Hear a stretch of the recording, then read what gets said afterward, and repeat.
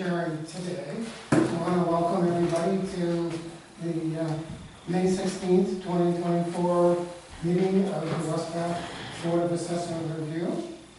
The meeting will come to order. This is a public proceeding, and unless the board specifically votes to go into executive session, you have the right to hear everything that is being said and to look at all the exhibits that are offered.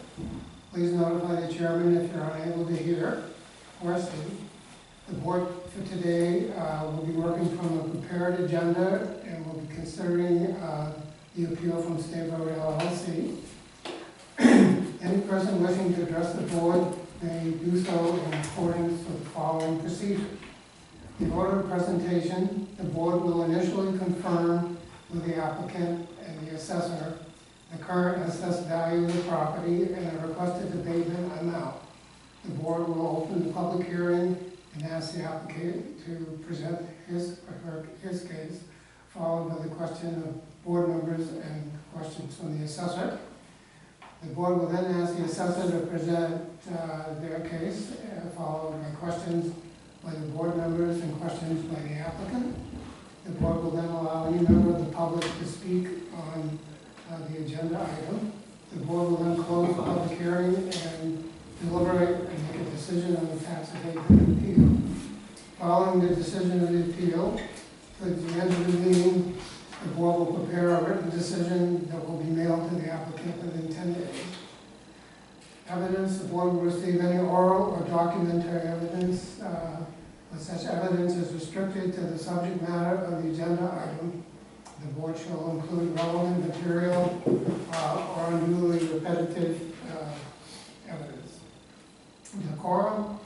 Citizens shall refrain from interrupting other speakers. This meeting is being tape recorded and it is very difficult to hear what is being said when multiple people speak at the same time.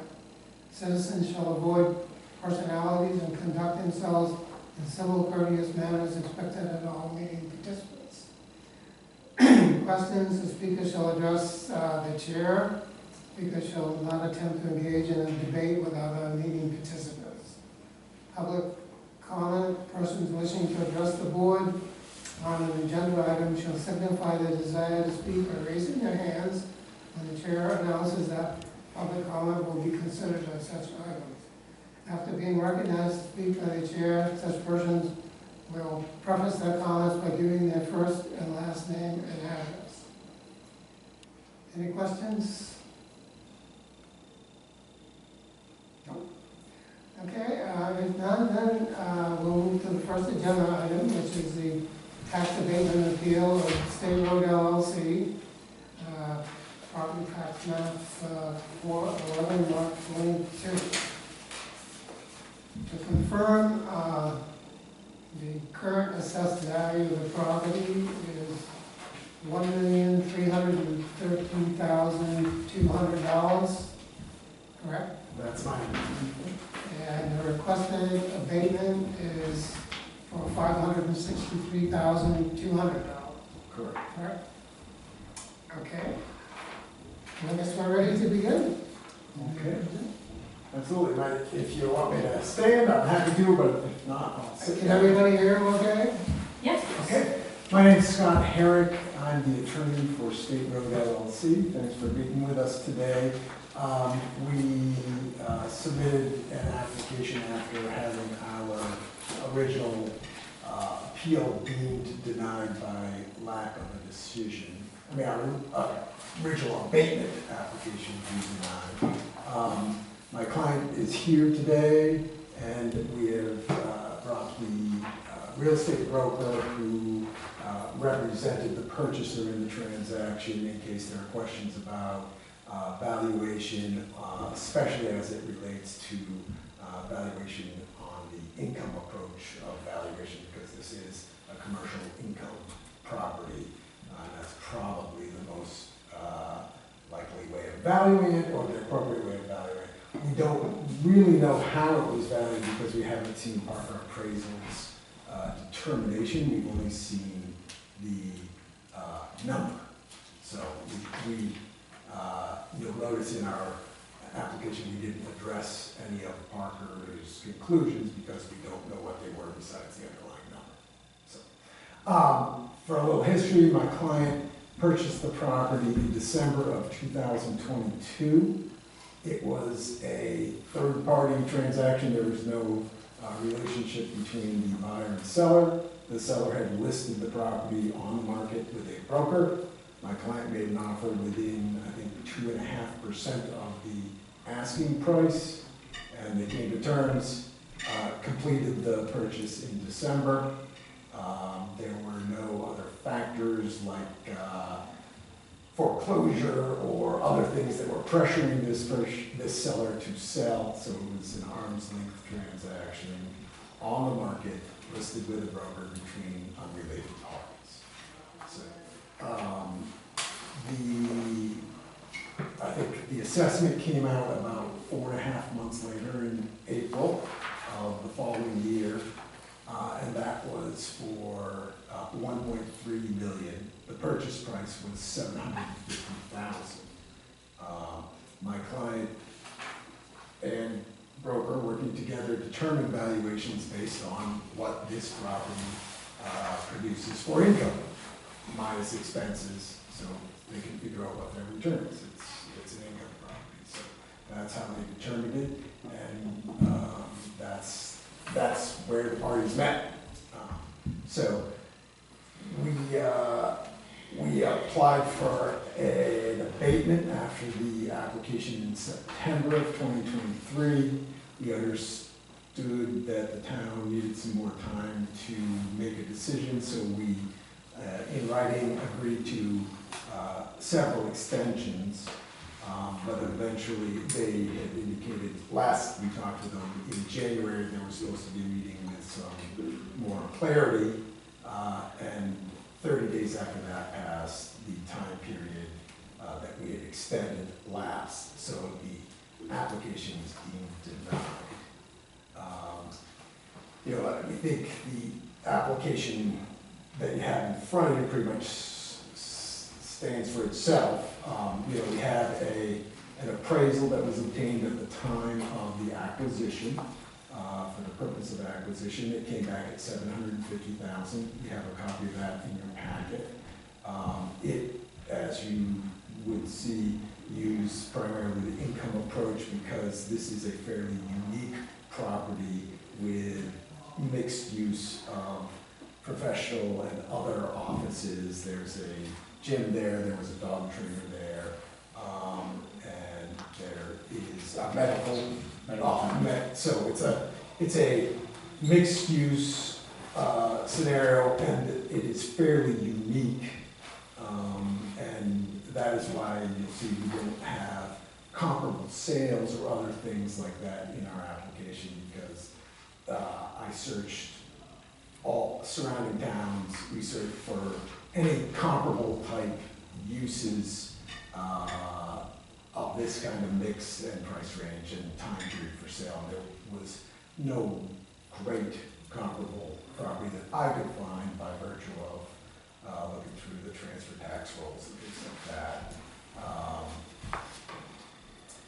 There were, I think, 13 income comparables in the appraisal to determine value in the appraisal.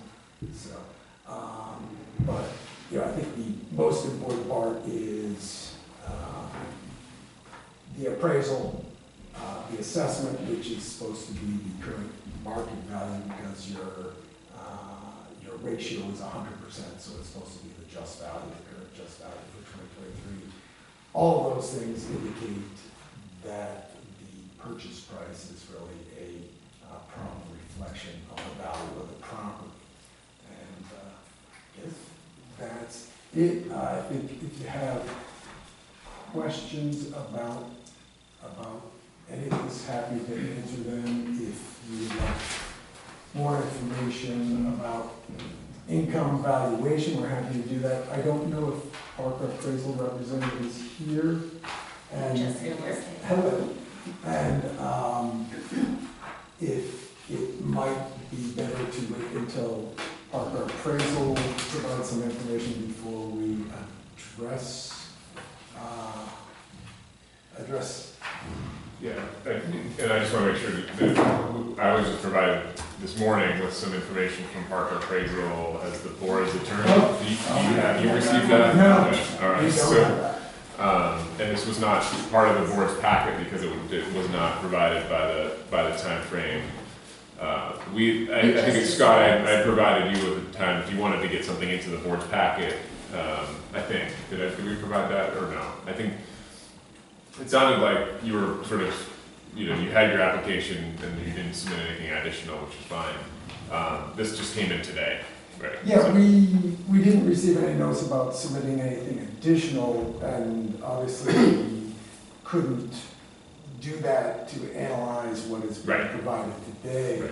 So, I'm a little concerned about having this information put forward now without having an ability to look at what they're using for justification for, amounts that are well in excess. It's a, Well, we haven't had a chance to look at it either, so. Yeah. So you could run us through it? Yeah, but sure. I So, guess I just asked that we had the right to address that and also Sure. reserve my client's rights to review and submit additional information if we have comments on this, because, If the board decides not to correct our yes, certainly. application. But, yeah, Yeah. yes, we just need to be able to look at this, Yeah. and if there are significant concerns about it, address it. Unfortunately, because I don't think the board has a ton of applications, they don't have the rules of procedure that some boards of assessment review have with regard to timing requirements of when things need to be submitted and that kind of thing. So usually when, in the absence of that, the rule of thumb is that if you want to get something into the board's packet so that they're reviewing it before the meeting, there's usually a deadline for that. Sure. And I don't know, I had submitted something myself to the board on Friday, and I guess it didn't make it to them either. So, I think the best way to deal with this would be to have Parker, appraisal representative, present the information, and then Scott, if you want to respond to it, after having heard that presentation, of course, as a rebuttal. And the board, as you listen to the presentation, if you have questions for Parker Appraisal on this materials where you haven't seen it before, obviously feel free to ask those questions, because we're all just sort of seeing this stuff for the first time, unfortunately. So, And just the question, I understand that there's typically a timeline and there isn't. Obviously, if no one here has had a real chance to review this and we haven't had, any chance to analyze, this is detailed information about comparable properties. it's fairly unusual. It almost Yeah. seems a bit unfair to add it to this at the last minute, given we submitted our application in February, and, to have no additional information until now, 10 minutes Yeah. into the meeting is Well, challenging.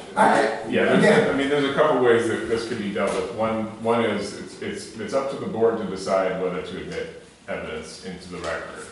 If you feel that, due to the lateness of the information being submitted, that you haven't had a chance to look at it, the applicant hasn't had a chance to review it in advance of the hearing, that would certainly be within your purview to decide whether or not to admit this additional evidence that was just submitted today into the record. Another option would be to, hear the evidence, postpone it, have a break, have another date later if the applicant would like, they could request that to say, I'd like a continuance of this hearing so I can have a chance to look at this information and have a chance to actually respond to it thoughtfully. That would be another option. Or Go ahead. One thing I'm wondering is, would it be fair to ask for, this information's out there now, so I understand you want to look at everything. Instead of having another meeting, having a continuance, but having us have the ability to submit additional information in writing to the board, would that be acceptable?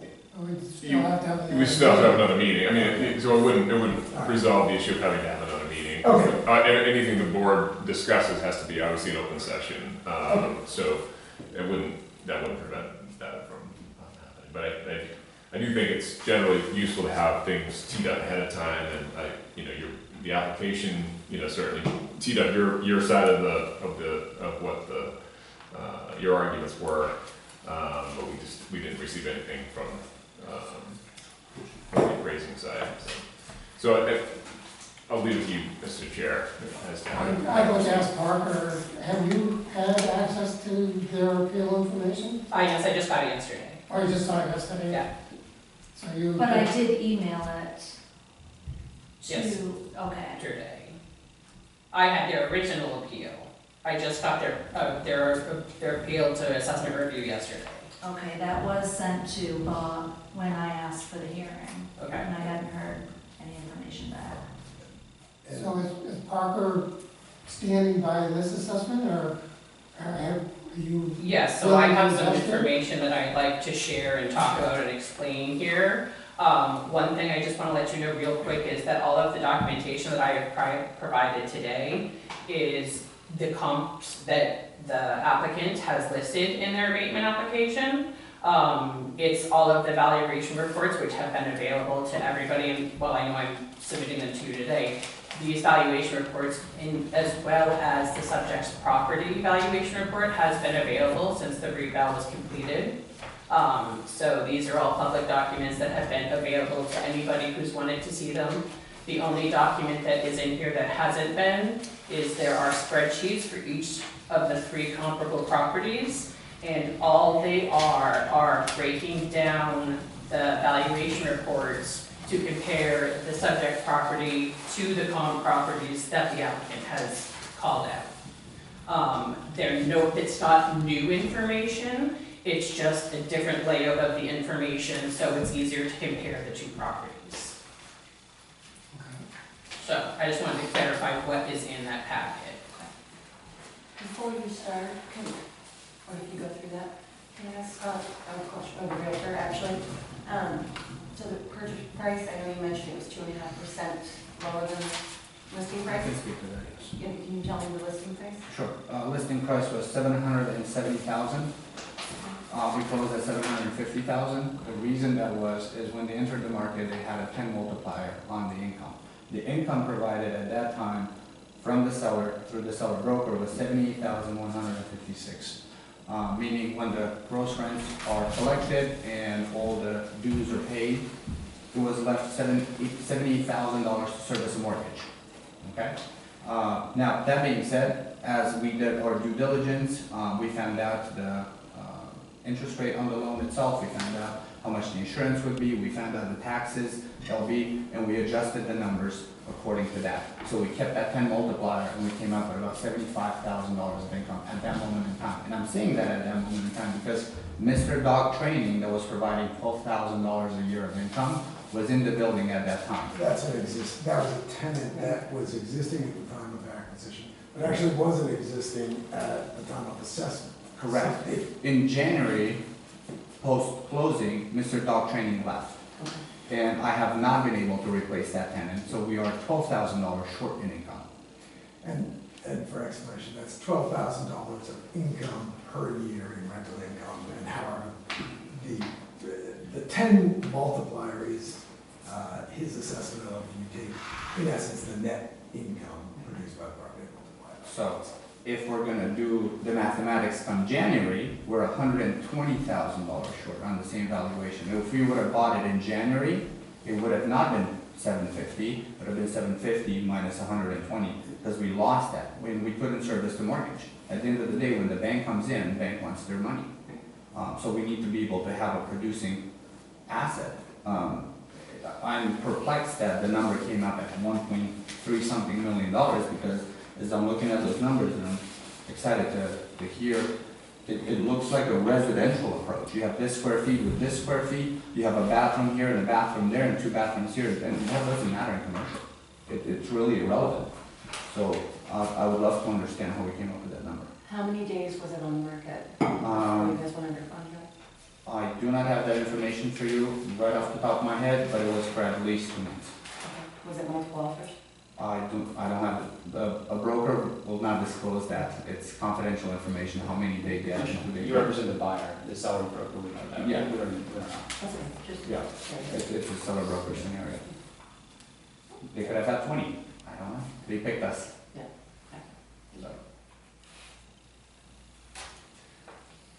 So, So I guess, we would like to hear the assessment. Mr. Chair, may I speak? this is Matt Roderick, he's the principal of State Road. Principal owner. So I'm surprised to see Parker Appraisal's analysis just this morning as we're into the meeting. I'm also disappointed that I initially filed for an abatement back in September, and the application was extended 3 times at the request of the town, and it was never acted on, and that's why we have to come here today.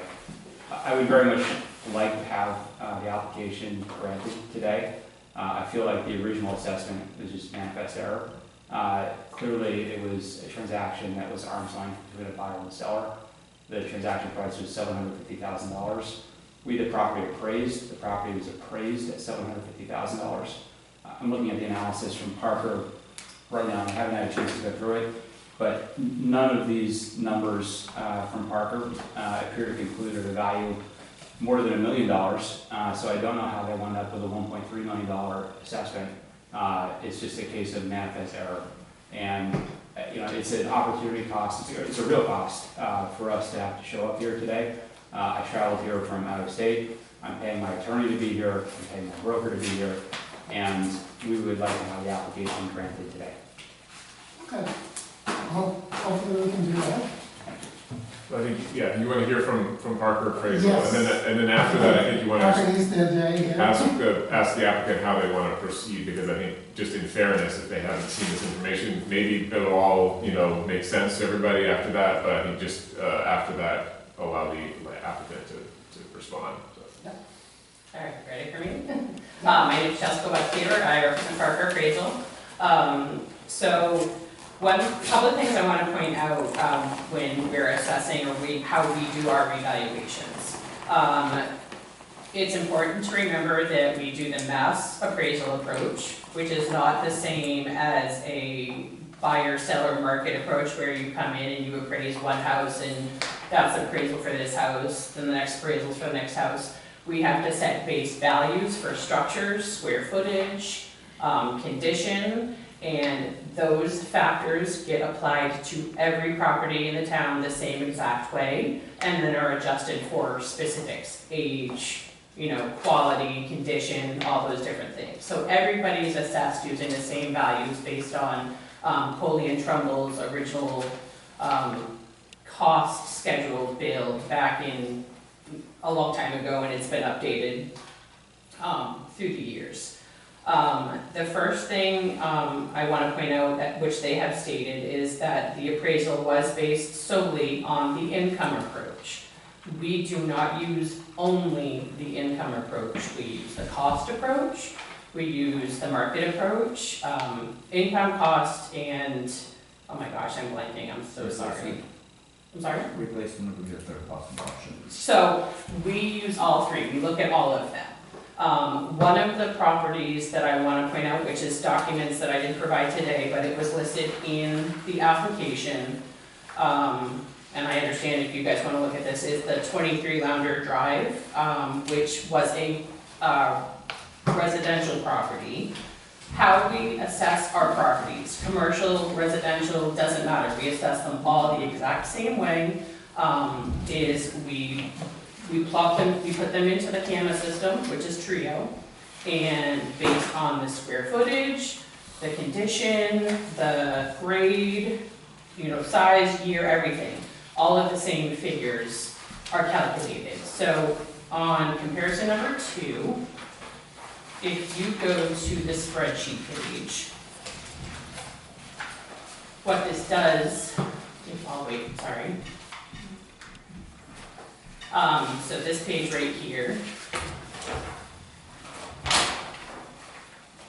what this does is it goes down and it shows you exactly how we assessed both buildings. And again, I pulled this one because this was listed in their application and I wanted to show the comparison. The comparison property sold for $700,000 in November of '22, so just a month before their sale.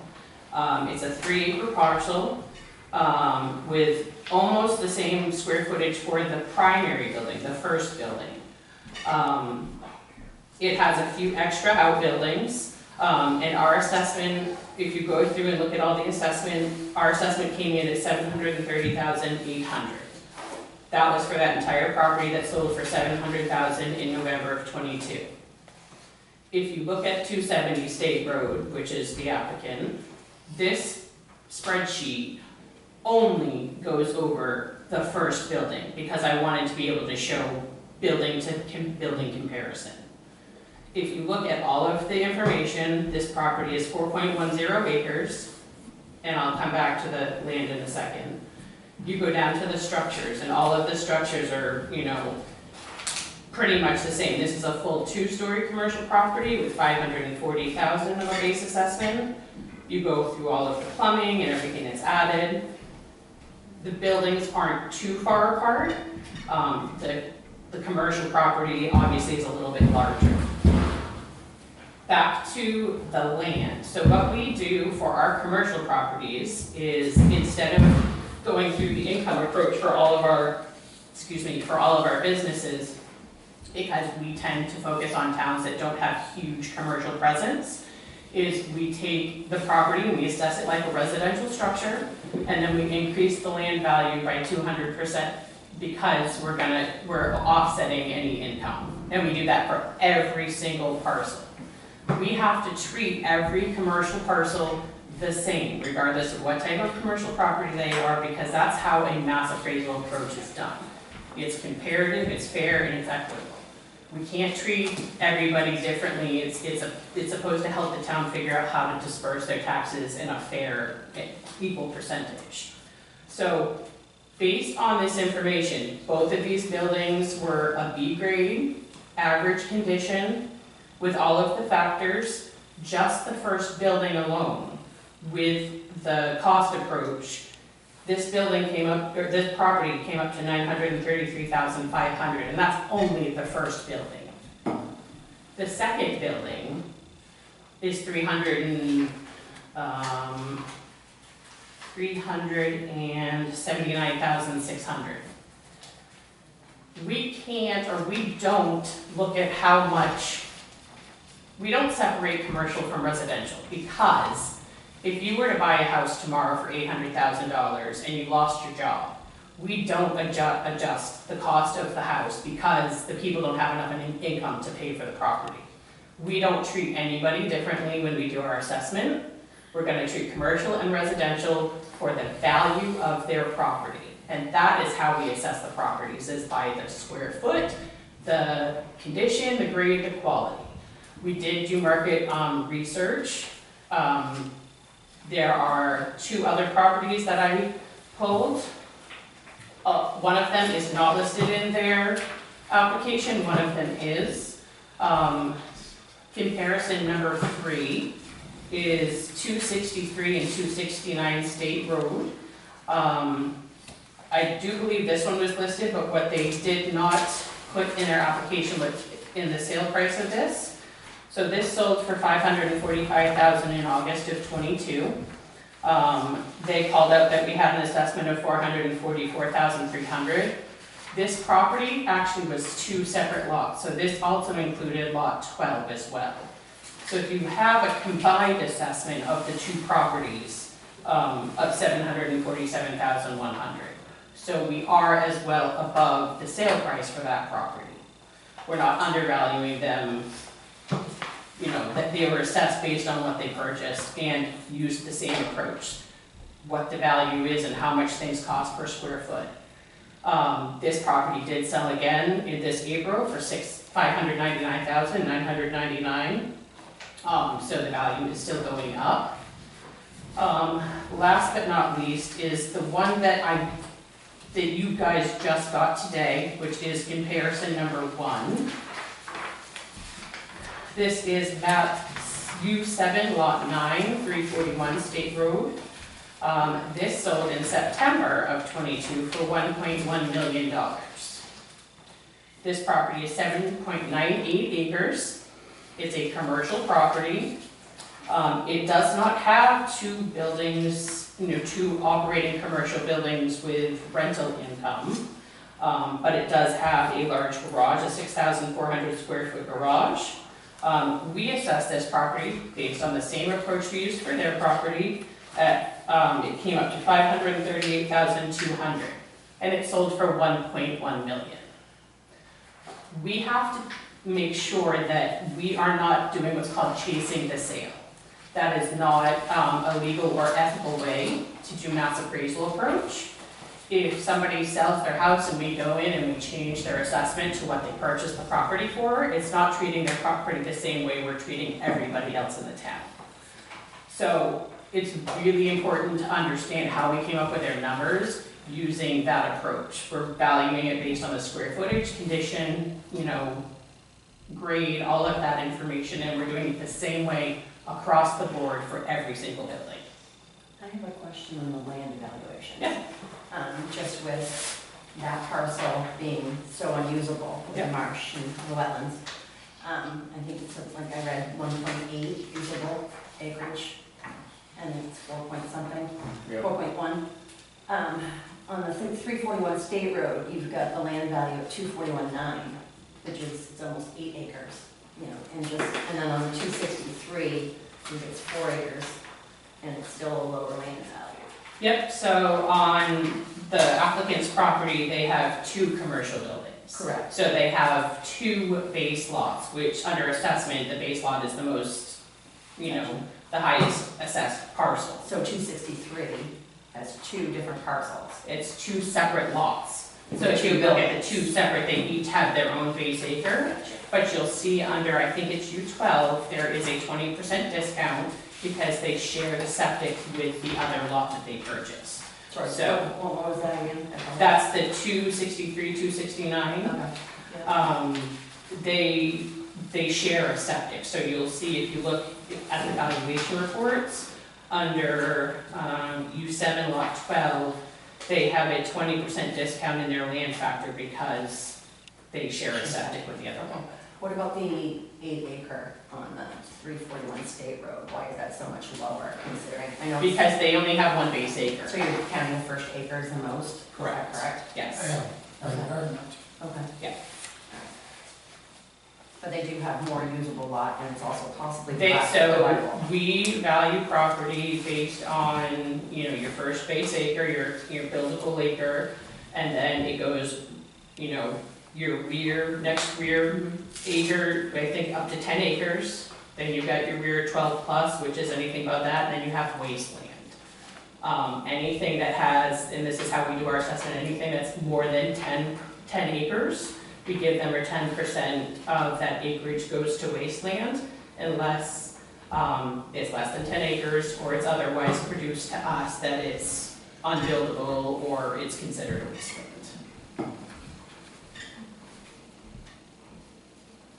How much of the lot is actually wetland? Because the 4 acres was taken out of a 40-acre lot. Right. So 44 I and a assume half. most of the 40-acre piece is the wetland? Is the portion of Of this the wetland? 4 acres that they own, I don't know the percentage, there's definitely, It's in here, I think they said 2.9. More than half is in the marsh. This is literally what the buildings are, and a small road in the middle, that's the usable. So this is the highest and most amount of usable square feet that can be built on this. No more buildings can be built, and both buildings are sharing the same septic. And there's an easement granted to the former owner, Dave Paquette, for them to use the road that we have at the current owner's expense for him to develop the 40-acre parcel in the back. So there's also an inconvenience at some point in this time will happen when he's gonna develop all of that with all the traffic that's gonna be That was increased over the there. question I had too, just going through this. Yes.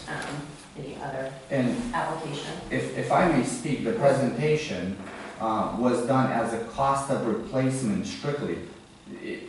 We've done our analysis on an income approach and a market as sold. We use both methods, and we drew the line more towards the one that made sense financially for the bank to give a loan. A cost of replacement is only important from an insurance standpoint, and when you go and apply for insurance, the insurance company will come in and look at cost of replacement, because if something happens and they're footing the bill for it, they want to know how much it'll cost.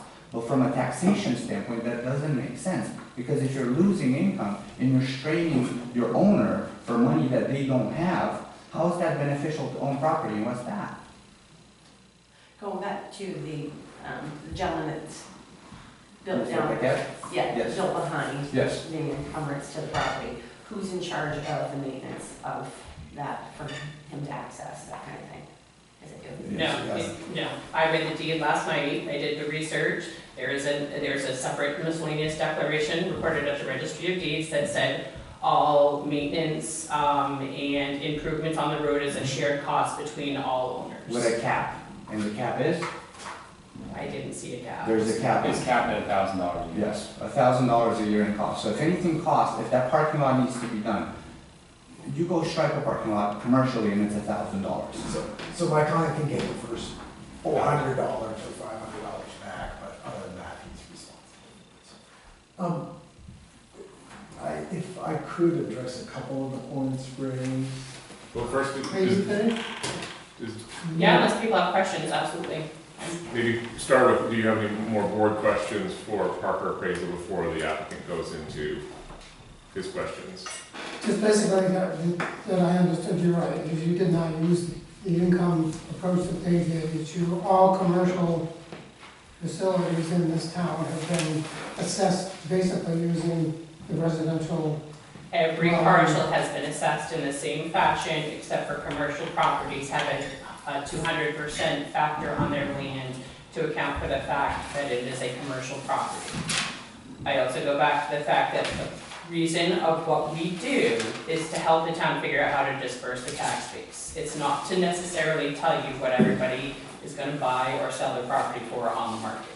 Right. So to the extent that this piece may be over assessed, it could equally be that other commercial properties are as well. Yep, because they're all treated the exact same way, they're all fair and equitable. Yes. There's a concern I have, Yes. equity does trump value. So, From my understanding, from all the training I've had. yeah, and so I can address that. My understanding is that, and I may be wrong, but my understanding is that the obligation of the town is to assess the property at the just value. And that in this case, the ratio reported to the state is 100%, so the just value should be equal to the market value for 2023.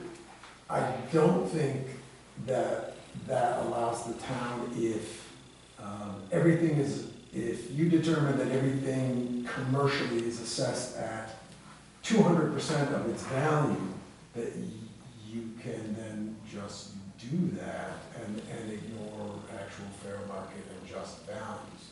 That's my understanding, that I'm not aware that you can report that you're assessing it all at 100% ratio and then really have residential at 100 and commercial at 150 or 200%, because we were assessed at 175% of what we purchased it for 4 months ago.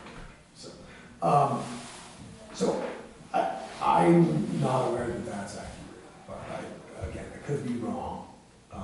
I wanted to address, if I can, a couple other issues, if that addresses your question. With respect to the residential property, while Parker Appraisal is accurate that I referenced that in my letter of explanation, I specifically noted it was not a comparable property because it's the only reason I noted it is evidence that we had searched the transfer tax database, and it was literally the only property in the $700,000 to $800,000 range recorded during the year prior to our acquisition. So I was saying, the only thing we could find in that price range, even though it's not a comparable property, was not assessed for, 175% over. It was assessed right near the actual purchase price. So I think that's an important issue. Obviously, I don't think it's fair to say we only use the income approach. The income approach is how my client determined what they would pay for it. The appraisal specifically analyzes market and the replacement value approaches and determines those are not appropriate. One, for market, you're looking at what other sales in the area relate to. This is a unique property. It's multiple buildings, it's different uses. It's unlike pretty much anything else just because of its composition. So that eliminates the viability of that view, and replacement doesn't make sense for commercial property that's not new. It just doesn't. So while we looked at the income approach, we certainly used the market approach, and the number one reason for determining a market valuation is what would it sell for on the open market between two parties that are unrelated, and we have the answer. That's $750,000. I mean, that is the definition of what market approach is. It's what would it sell on the market. And we know that answer. So,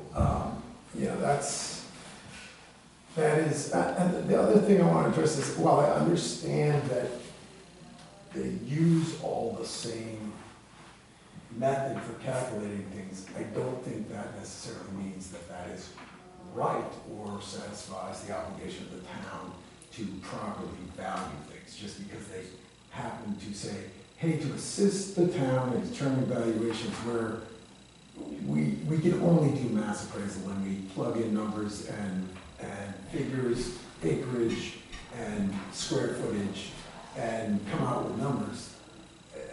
I understand there's a benefit to having that, but I think that is a guideline for establishing the proper values, and it really is not, it should not be determined, especially when there's evidence that is clearly not the market value of this property.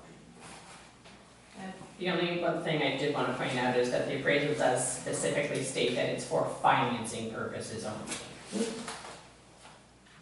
Which means, So appraisals can be done for numerous different reasons. Insurance replacement, financing replacement for a bank. If you take a home equity loan, and because I used to work for a bank, if you take a home equity loan and somebody wants $25,000 and they have a multi-million-dollar property, they're not going to invest hours doing an appraisal when they only have to finance $25,000. So when they do an appraisal, they very specifically list what the purpose of that appraisal is. And this appraisal very specifically stated it was the purpose to finance what the person was purchasing the property for.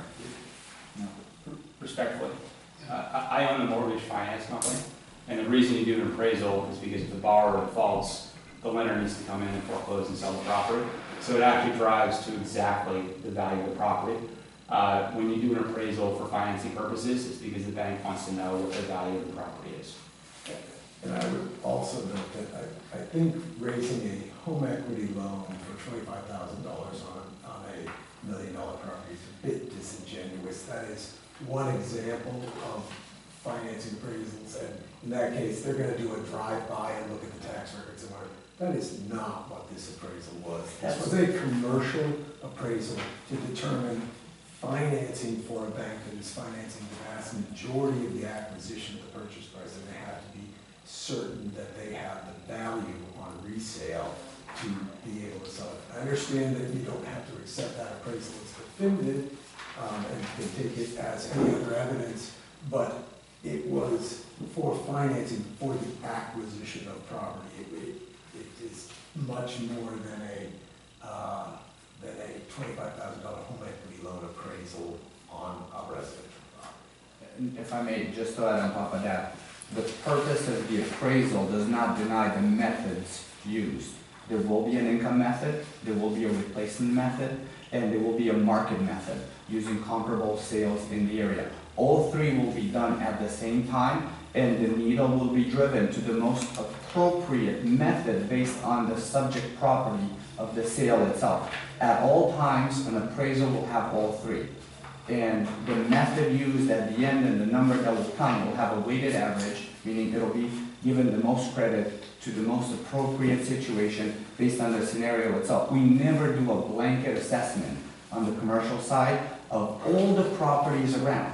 There's so many factors, and to the purpose of chasing the sale, because that was the sentence used earlier by a Parker representative, I get calls from appraisers all the time, even town appraisers, asking me about what we sold, how we sold it, the income, the current tenants in there, for them to do actual taxations. And I had that, my client owns a property in Yarmouth. I have at least every other month, I have the town appraiser giving me a call to see how we're doing there with the tenants. Are they still in there? How much they're paying? So they can actually assess comparable properties in the town of Yarmouth. So chasing the sale, it's like me saying, I'm just gonna look at Google Maps and maybe this is worth enough because it's at a lit intersection. So, Chasing the sales is illegal, so, So a question for the attorney. Mhm. I have a question about the equity versus value of Sure. the Yeah. property question. Because we have two totally different methods Yeah, being used. yeah, and I think I can address so you're talking about the concept that equity trumps value, fair value. So that's sort of, that rule comes about in sort of cases where you're asserting discrimination. So if one property is being assessed essentially at 100% of market value, whereas another one is being assessed at 80% of market value, that's sort of where that discrepancy, the courts have said that you can't, that can't be sustained because you're assessing one at a different ratio than the other one. So there needs to be uniformity in taxation is what they're talking about. This for one is not an unjust discrimination claim. This is an overvaluation claim. And also, you have the situation here where this was a revaluation. This is a revaluation as of April 1st, 2023. Just to the point, I just wanted to quickly address the chasing the sales idea. The idea of chasing the sales is that you don't want to change the value of the property every time a property sells, because other taxpayers may not be, being assessed at 100% of market value at that time. So you'd be assessing them differently. Here you have a revaluation as of April 1st, 2023. So in theory, at least, everyone should be at 100% of market value.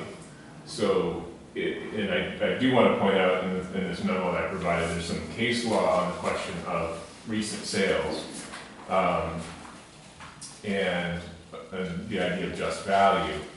One of the court cases that's cited a lot is this Turflock versus Town of Scarborough, which says that a recent sale provides the best evidence of market value provided that the sale was made at arm's length and occurred under regular market conditions in an open market. So that's what you want to sort of consider is, there are situations where, like that City of Old Town case where it was a liquidation sale, so that was determined. Do you see where I'm looking? Page 2 of the memo at the top on just value. There was a case in the City of Old Town where a mill was being liquidated, and they said, well, that's not fair market sale because it wasn't under normal conditions. But this Scarborough case, they talk about a recent sale does provide the best evidence for what the fair market value for a sale is. However, you have to take into account, is that, would that be quote unquote chasing the sale if you're only changing this one property value to be at 100% of market value, as opposed to the house down the street hasn't sold in 30 years, and so you may be assessing it at 70% of market value. But here I think it's a little bit different because you do have this is all coming about because of a revaluation that occurred as of April 1st, 2023. So I just wanted to make those points, and, you know, I think the idea of just the equity trumping value thing, this is not a case where they're saying, you know, they're being assessed differently than other commercial properties in town. You're talking about similarly situated, you know, properties. It's possible that all commercial properties were assessed incorrectly here. That doesn't prevent them from seeking an abatement, and it doesn't prevent the other properties from seeking an abatement. That's up to you to decide whether that methodology was flawed, leading to the wrong value here or not. You know, that's sort of what is up to you to decide. So, you know, if there are other questions about, you know, some of these legal provisions in here, you know, just let me know as you're going through your decision-making process. But I did want to just, you know, allow the taxpayers and council to. We had a discussion sort of prior to the Parker appraisal presentation as to, you know, the fact that it was new information. So you may just want to ask, you know, are they okay with going forward, you know, this time, or do they need more time to respond to the information? Okay, yeah, Councilmember Ryan. I have one more question. I'm sorry. For you, I'm sorry. And this may be a town question, how was the assessed value of 200%? How was that determined? Was that determined by the That's town? how we do it in every town that we work in. Every town, And we work in, 200% commercial. unless it's like a home-based business, then we'll do 150%. And One other it thing just I seems just, really high. I mean, 200%. yeah, that's how, it's the method we use for every town. And the town takes that assessed value at 200%. Not the whole assessed value, just the land. Okay. No, Just the what land. was the assessed value for the property? I mean, the buildings, I guess. Yeah, so, for their property, That percent. how much is the land percentage? No, of how it? much is the building percent, I guess, across the board in the mass? Is that per square foot, whatever?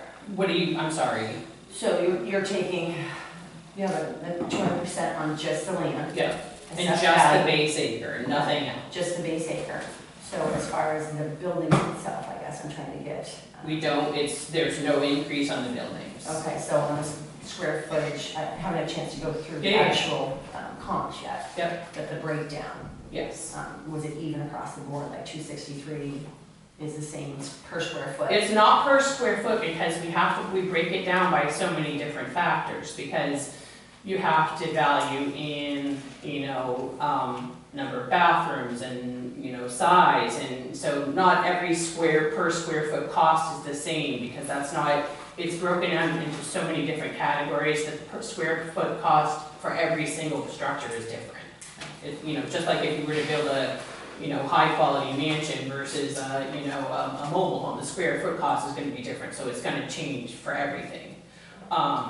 The only thing last thing I wanted to just bring up too is, in regards, and I already brought this up, the 341 State Road, when we're talking about fair market and what happens, because they purchased theirs for 1.1 million, and we have it assessed at five something, I think it was, 538. If we change a value, we have to change something in that assessment. We would need to know what we're supposed to change in that assessment to make it, and like he was saying, we can't change something unfairly to every other parcel, because they're then being treated as a singled out parcel. So in order to adjust a property to a specific dollar amount, we have to, you know, change the facts on the buildings and how we assess it. And that's, yeah, how do you do that? I'll try to keep it brief, but if I could address that a little bit if you're willing. While I understand their methodology, they need to keep it consistent throughout. We are here for a specific property, for an abatement, for determination of the value of this property. And I understand their guidelines and rules, but if it's determined that the just value of this property is $750, like we're asked, doesn't mean that the other property has to be changed. It means that they need to apply for an abatement if they're overvalued or whatever. It's a separate issue.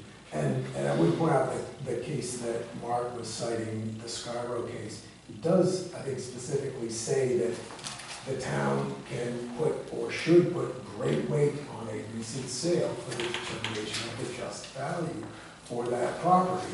So it is not only something that should be taken into account, but the Supreme Court of Maine has said it is supposed to have great weight in the determination of valuation of the just value in an assessment. Do you think you have enough information? Do you think you want more time to study that and submit more information? If the board decides in our favor, We can be out of here. I mean, I think just to, one of the properties I'm not familiar with. One of them is the residential property that I specifically stated in my application was not a comparable property. It just happened to be the same price range. And the other property was, that I cited, understood, I was looking at what you could find in the transfer tax declarations. It pulled up one tax map for that purchase price. I understand it's 2 tax maps, and it's assessed for 35% or so more than the actual sale price. But the fact that it just sold for $150,000 2 years later, less than the assessment, is a second indicator that that's still not market value, even though it went up by $50,000 from $545 to $599 in a year and a half or 2 years, and it's appraised for $750 or something. I think that's again an indicator that the methodology used for commercial appraisals here, while I understand it needs to be consistent so they can crank out all the numbers they need to, is not necessarily reflective of the actual market value, which is what we're trying to determine here. Personally, I'd like more time to go over that, when it's 15 and a half an hour kind of thing. Just because it is a lot of information just to see the difference. What are your thoughts, sir? Well, I think I could probably make a decision now, but I'm happy that if she needs more time. That would probably also make it possible for our chairman to actually attend the next meeting. Well, I think, at this point, he hasn't heard the rest of the presentation, so, or he or she has not heard the presentation, so, I was going to ask, I think the rules are you don't have to make a decision today. You can issue a decision within 60 days, and then we get to appeal. Is that not the procedure? well, what's the 60-day deadline from when? So I think Are we beyond because the board has 60 days to rule on the appeal, no, but on the appeal. or it's deemed denied. Yeah, or it's deemed denied unless we extend, just like the Yeah. other. But, So I don't know what the deadline for that is, if we're coming up to the 60 days from the application date. The application was. 2/22 is the denial date. I thought it was 60 days from Oh, sorry, the date of the hearing. from the deemed denial, which, no, yeah, so I think there's two different things. Okay. What I'm talking about is, the Board of Assessment Review only has 60 days from the date of the deemed denial to rule on the application unless it's extended by the taxpayer, and I don't know where we are in that process. The We're deemed beyond denial it. date was when? We're beyond it, because the So we've already deadline extended was it. 2/22. So but was there an agreement as to what the extension, when the extension will expire?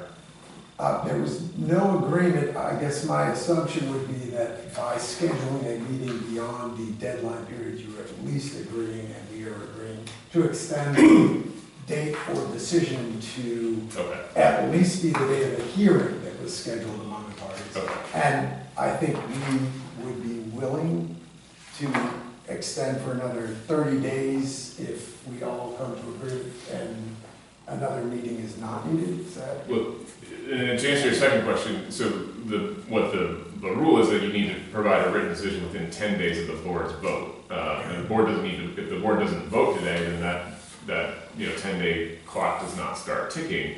But if you have, I guess the other option would be, I can assist with the written decision if you give me some input as to which way you're leaning at this point, subject to your further review of the information that you'd like to look at. Then, at the meeting that we need to hold within 10 days, if the decision needs to be modified in any way at that time, I can certainly do that based on your further review of the information that you've just received today. But at least that gets us working towards the final decision, say 10 days from now. So that's another option, would be just to sort of do a straw vote kind of thing. I don't want to put any pressure on anybody, but that would at least, give me an idea so that I can start working on the decision so that we haven't, lost time from the sort of late filed information. Does that make sense? Are you prepared to do a straw vote? I'm prepared to do a straw vote.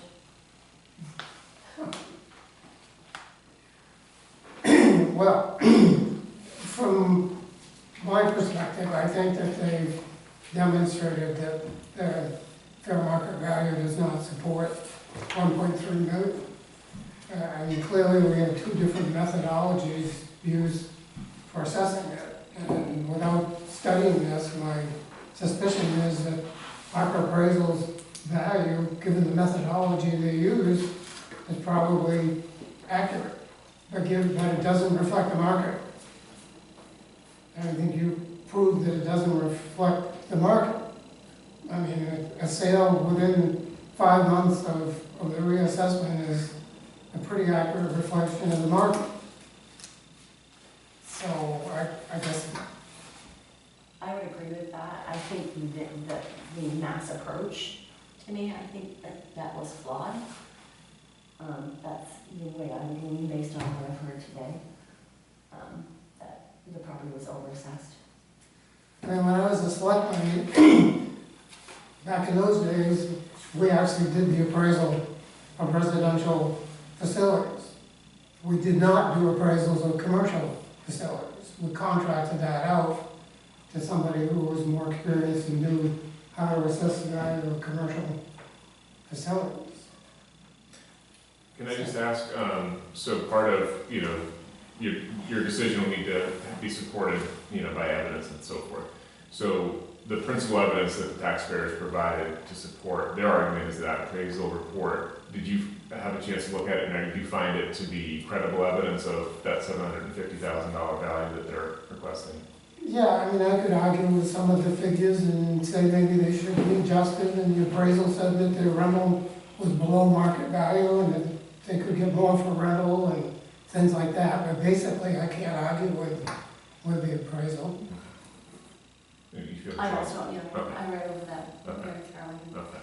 So, because that's, part of your purview as the board is to take evidence, decide what you find to be credible or not credible, and so that's obviously a large piece of it because that's foundational to what they're arguing, both that the appraisal report on its own, is you suggest $750,000, but also the sale price was the same. I did want to note, that case that it was in the memo and that the taxpayer's attorney made reference to. That case, the court was very critical of the fact that the board essentially ignored a recent sale and said, in that case, says, although evidence presented in the abatement hearing is within the board's authority to believe or disbelieve, the board's finding that the taxpayer did not purchase his property in arm's length transaction is unsupported by any evidence in the record. An actual sale very near to the time at which the value is to be fixed is of great weight as contrasted with mere opinion evidence. And so the court is basically saying that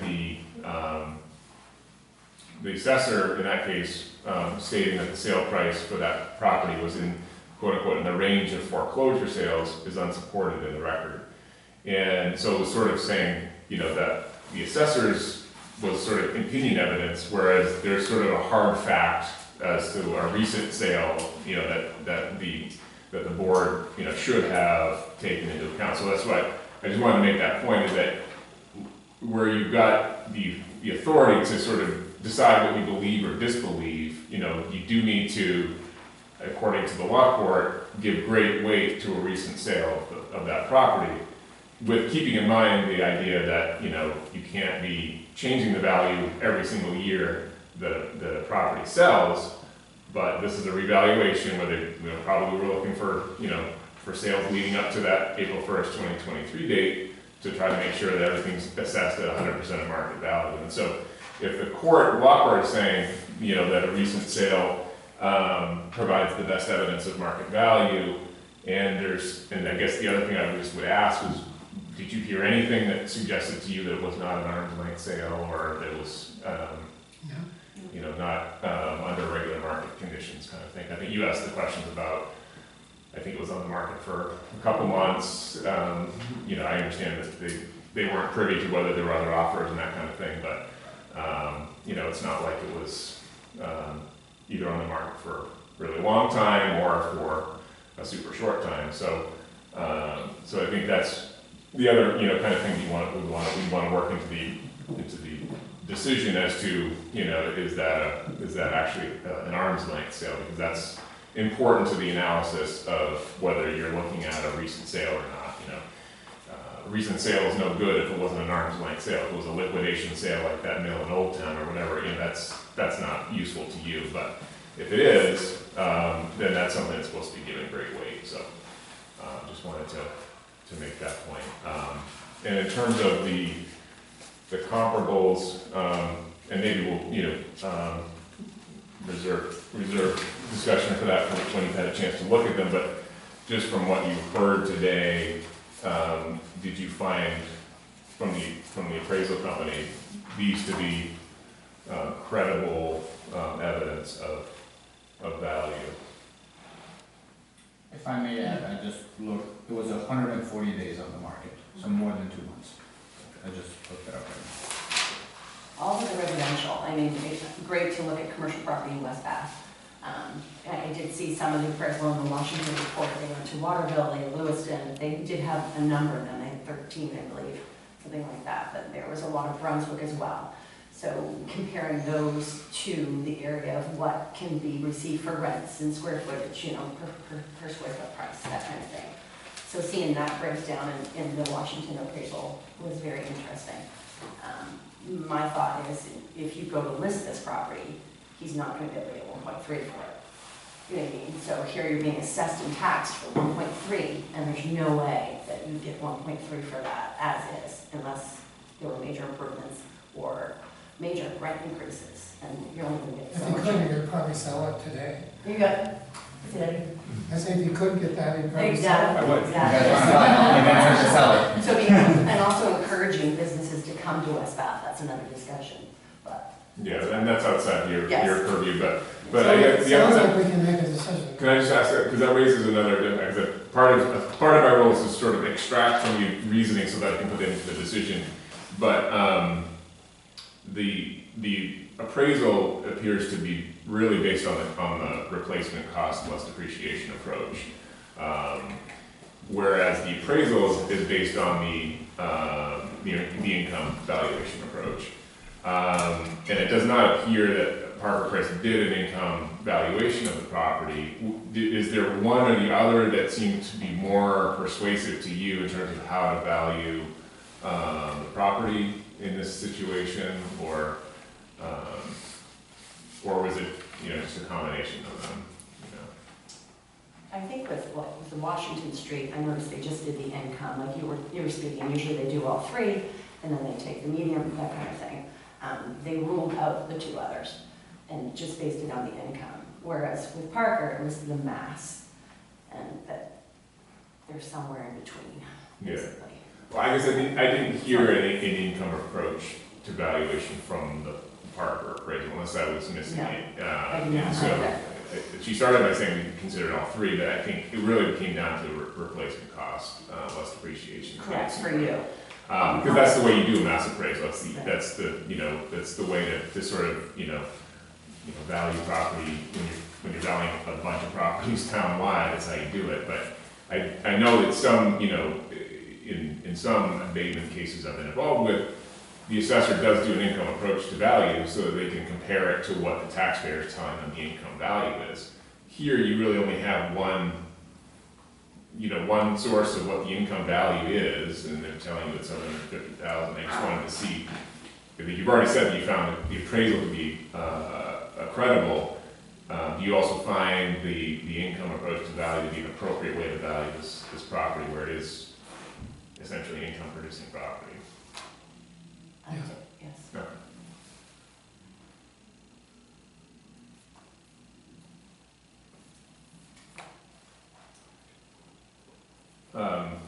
So I think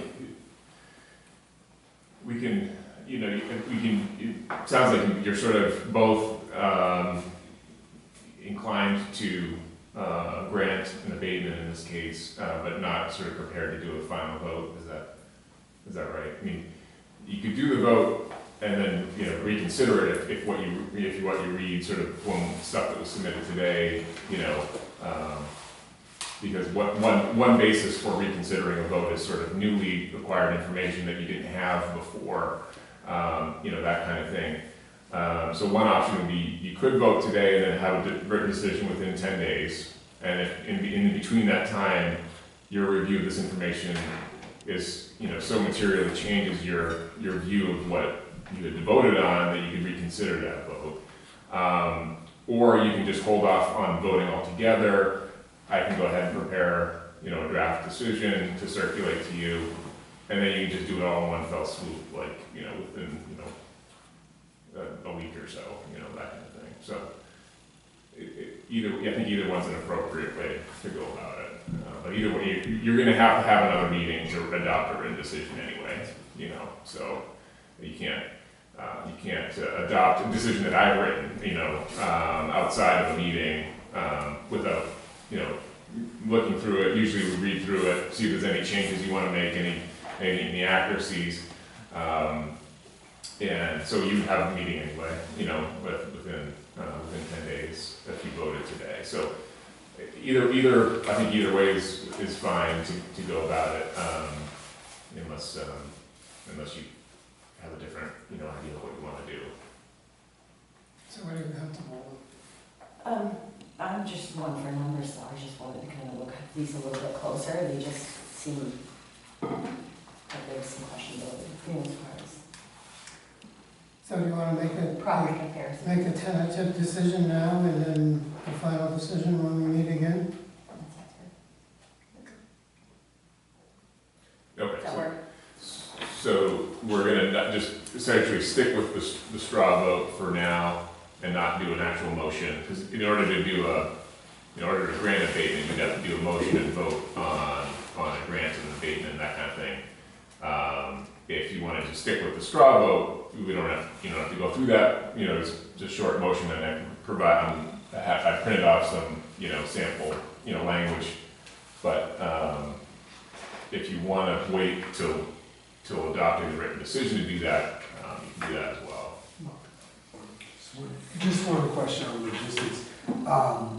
You know, obviously, my client doesn't want to pay me to come back and things like that, and I understand where you all are at, and I get that.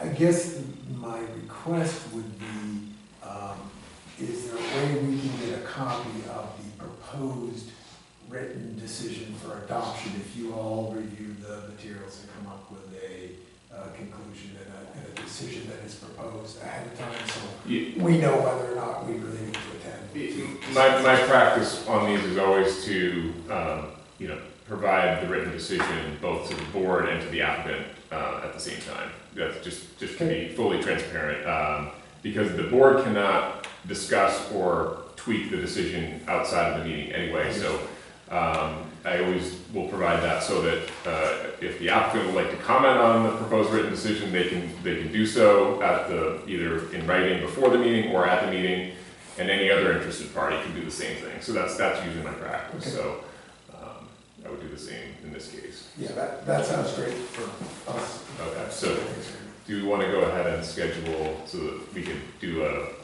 you could do a motion to continue to a date certain so that, so that right now, or we can, I should probably do one thing I've neglected to make sure if the audience has any comments or questions, that neglected to do that. What do you- I would have, Juanita Wilson, 79 Hill Road, so I'm in compliance with what Carly needs. Very general question, relevant to commercial property within the TRIO database system. Are we as a town using the commercial database module, taking cubic footage, the commercial properties into consideration? I see a head shaking. Is that a no? We are not utilizing the commercial module within TRIO? That is correct. Back in Thank my you. original statement, we are assessing everything in the same fashion, under just the residential system. I appreciate the opportunity to ask. Thank you. okay. So I think I've got what I need to sort of get going on the written decision. Do we want to schedule a meeting for, to consider that decision and potentially adopt it at this time? How much time do you need to write a decision, would be a question. I can, if you want to schedule it for next week, I can have it done by then, yeah. So, for the office, Monday, Wednesday, or Friday would work best. Do you guys do Monday, I'm pretty open then. 10 o'clock? Monday, 10? 10 o'clock, does that work for everyone? Okay,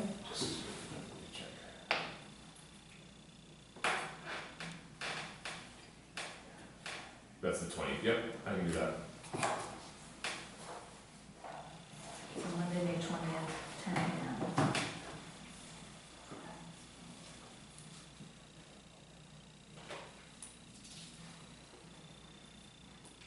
So we would just need a motion to continue? Yeah, I think a motion to continue to that Monday, May 20th at 10 o'clock. want to make a motion? Motion to continue it. Second it, in favor? All right. So we'll reconvene then to consider written decision that I will prepare in the meantime and circulate, I'll try to get it out to people by the end of the day tomorrow, see if we can look at it. That helps. All right. Thank you. Thank you, everyone. Okay. Thanks. Thanks.